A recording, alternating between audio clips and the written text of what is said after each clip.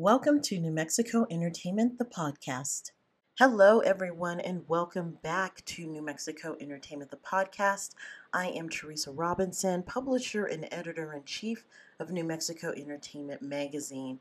I was excited to get to talk to Justin McLauchlin, who has played in several different bands. But for this interview, we were covering The Ordinary Things, his latest band. And once again, there are those interviews that go longer than expected. So we're really excited to have this platform to play the full interview when we can't do it on the television show.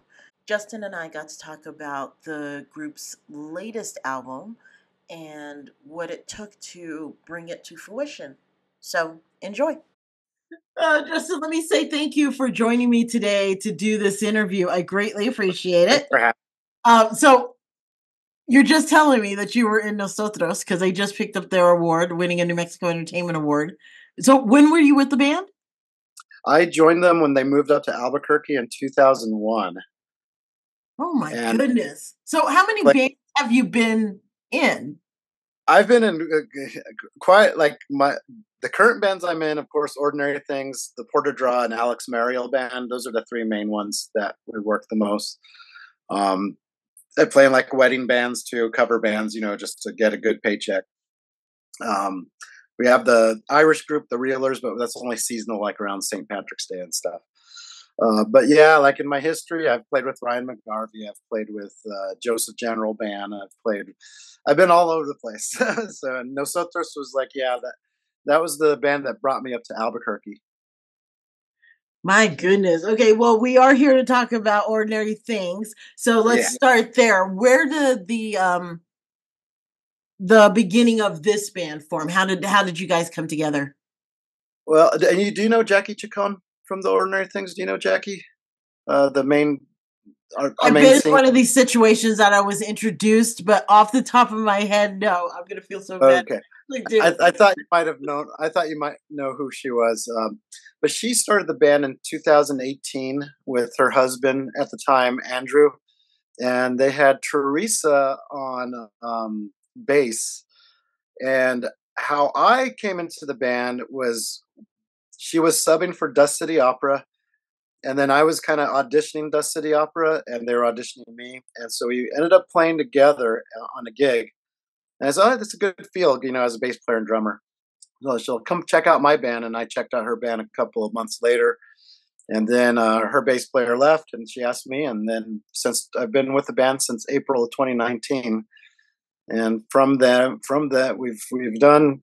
We should have had this album out a lot sooner, but like we did the first album in 2019, and then we put out a couple of singles in 2020 because that was the pandemic, and then we put out actually 2 albums and an EP in 21. Like so, but now it's been 3 years since. Wow. And it seems like your origin story seems like a lot of bands in New Mexico. I'm surprised how many musicians have been a part of so many bands throughout their lifetime here in New Mexico. So I always like to ask where you develop your sound, because I mean, with band members in one group, everybody's going to have their own feel of where they turn to when it comes to music. How did you develop your sound for this band?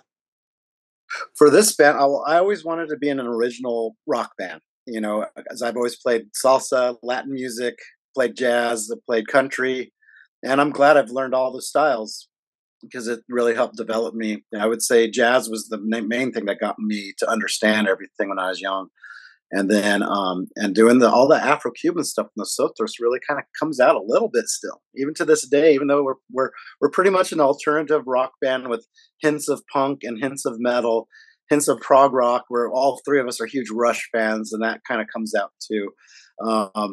So the style is just we just will write something and we'll go off on it. Sometimes one of us will have a completed song, but some of us may have a section or a riff or something, and we all contribute, and it turns out to be an original song, and we just love doing that because it really doesn't sound like another band. It sounds like us, and we kind of like that. We sound like us, and you can probably hear influences, of course. Oh yeah, there's definitely the, especially when you brought up Rush. But now knowing that you were, part of Nosotros, it's like, yeah. Now listening to it, like, yeah, yeah, that comes out too. So I think that's great when you have all these influences. It just creates this musical stew that It gets it gives you more options for your palette, and you have more options to go to, and it's great. exactly. So let's talk about the new album. And I know you have it. I want to see it because this artwork is awesome. Yeah, this is from his Instagram handle is the Pit Forge. His name is Daniel Porta. He also did our cover to the third album, Big Machine, with the Android Lady. And he also did our Doom EP, and he's done several of our singles out there too, the artwork for our singles. And he's a great guy. And it's not an AI, it's a real person. We like to hire real people. He's based out of Mexico, so when I PayPal him his fee, it turns out to be like close to 3,000 pesos or whatever. No, 30 or 26,000. I don't know the conversion, but it's like, you know, but we're just happy to hire a real person and not go the AI way. Want to keep employing human beings, Absolutely. So how did this album come together? Obviously, you guys work well to give your feedback and influences of what you're thinking for each song. How did the collaboration go with this particular album? And what were you going for in terms of feel, and if there was a method to your madness creating this one? Well, this one is, so it's an interesting story. Jackie and Andrew were married, guitar player and drummer, main singer. Over this time, they went through a divorce, but they still remain friends, and they still really thought that this band was super important for them too. So they're still great friends to this day. They're probably better friends than partners now. And but it was, it wasn't easy going through that. Just being the person that was on the sidelines, but we got over that. But there's a lot so this album I would say is our darkest album, just because of maybe some of that, and a lot of these songs were written though around 2020. When we were over the pandemic, we got all the songs out for the second album, third album, and released them. We were some of these songs were done too, back then. And we actually have another like 15 songs ready to go for another album, because we just over the kept, okay, we're supposed to be quarantined, and since there's the three of us, we're like, all right, we got together instead of like once a week, got together twice a week since everything was shut down. So we might as well write music, and so we just wrote tons of music over, and that's kind of how it came. A lot of these are Jackie Chacon's, Shadows Fall. Shadows Fall is the current single.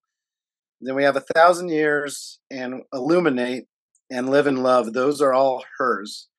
And then there's Heaven Part 1, Heaven Part 2, Heaven Part 3, and It's Time. And we all kind of contribute to them, but I wrote a song, the music to a song called Here, which is a 7/4 groove. That's the Rush coming out.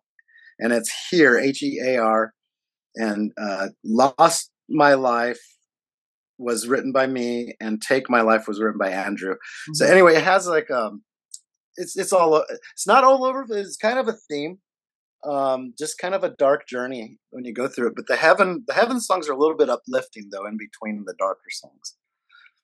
So that's got to be interesting because, there so much happened in between the time that you started the band and completing this album that you're writing songs. I mean, because, I think COVID did a lot to some people. And then also to have a couple going through a divorce during the time of the making, that's going to create another layer. So, yeah, that's got to be an interesting sound for this album.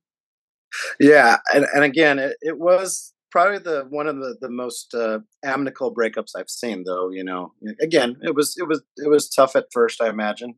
But it's just great seeing them work together still, and just being, they'll watch each other's dogs sometimes when they're out of town and stuff. And it's really cool. And I'm just happy that we're still at it, and we've been playing starting to play out a little more. The problem with having like we have a total of like 56 songs or something now, and these are the ones that aren't the ones that need to be recorded for this next one. Probably be sometime next year. You don't have time to rehearse songs anymore. You'll rehearse your songs for like your launchpad set 30 minutes and get those tight. But we want to keep writing songs, and that's hard. So I was like, well, let's book these 3-hour gigs like a Voodoo Girl, so we can get to run through our songs, And so that's Wow. to keep them fresh, Otherwise, if we rehearse 3 hours, you can't go through all 56 songs. Mm-hmm. Hard, and then there's like at least 10 we just don't even touch anymore. But sometimes we'll revive one, for fun, play it, But it's fun. I mean, it's a good problem to have. That is a good problem to have. So where are we going to be able to see you guys coming up here in the next few months? Well, we'll be our album release, and I don't know if this is going to be, out there before that, but our album release is August 1st at Inside Out on a Thursday. And so far that's, we have one show before that, which is Friday at the Mystic up in Santa Fe. And will be just like only us, be an evening with the Ordinary Things. We'll do 2 sets there. And that's Friday. Yeah, the 26th. I believe it's Friday. Yes, Friday the 26th, and it's probably like 8 to 10 at the Mystic. And then we have the album release with our friends, new band in town. Well, new band, probably been around for a year. Margle, they're great. A great new alternative band. And of course, our friends Dimer, they're outstanding, another outstanding band. You probably know of them. Yep. Just a great. So they'll be opening the show, and we'll be going on and supporting. And we're calling it a vinyl release, and instead of CD release, because we didn't order CDs this time. Yeah, I have to say that was very exciting that you're holding up a vinyl album. And it's funny, with some generations they're probably like, what? But I think it's great that you guys put that on vinyl. That's exciting. And here's, I don't know if you can see the color, but there's a color of it. We try to match the color of the album cover itself. It's like this blue grayish marble. Oh my gosh. Vinyl. And I think we went through New Orleans Press, and it takes a long time for them to print them out and send you the test press. And that's why because I contacted you, I think back in April or something like, or February, thinking we'll have it in April, and we literally got it a month ago. So It wasn't your fault. It wasn't anybody's fault. It was just like, oh man, because we didn't want to book a show until we had the physical thing in our hand. Because what happened in 2021? Yes, it was November of 21. We had the Big Machine album release scheduled. The vinyls weren't going to be in. But then I ended up getting COVID for the first time, so we had to cancel that a couple days before. We had to cancel, so we were scheduled to January of 2022. By that time, the vinyls were in, but it kind of messed up all the promotion we did for the first one. At least it's working out now. You have it in place now, and everything's falling into place now. Yeah. So where can people learn more about Ordinary Things, and of course any upcoming gigs you might have coming? We do have the ordinarythings.com website, and we also, of course, Instagram Ordinary Bands 18, and Facebook is probably the best way. Obviously, all those. We need to do a little more. We would love to have like a manager or a publicist to help promote us better, because we just, as you know, most bands do it on our own, and we won't really post anything until we get a show or something. But we do have new music coming out. So, wonderful! Thank you again for finally sitting down with me. I'm glad we got this together, so we had some time to talk. And congratulations on the new album, and we're looking forward to seeing you around town. Thank you so much for taking your time for me, and shout outs to all the bands who won the awards. I know we got kind of mentioned on one of the alternative. Yep, you landed on the list. So we'll see where you're at next year. But you are getting noticed. Yeah, awesome. No, I appreciate your time. Thank you so much.